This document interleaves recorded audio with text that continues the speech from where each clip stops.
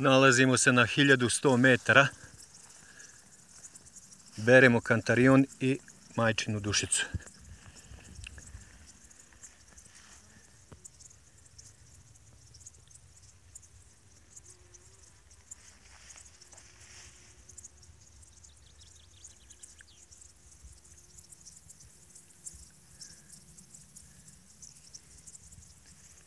Hajdučke trave malo ima, ali što nađemo, uberemo.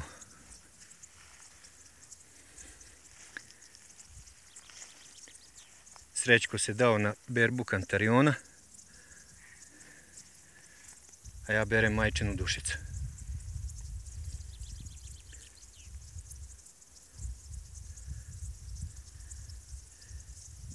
Kada izađemo gore na 1200 metara, ostaje samo malo kantariona, a vidjet ćemo da li ima borovnica. Jel' tako, Srećko?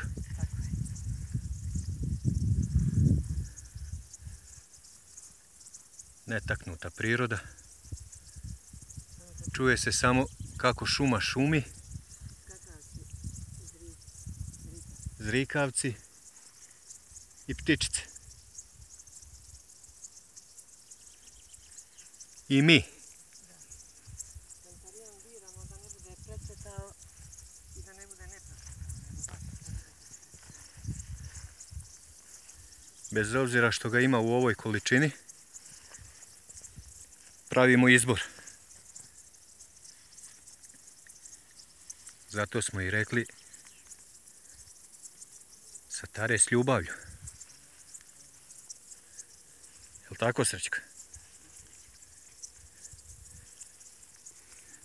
Toliko za ovo javljanje.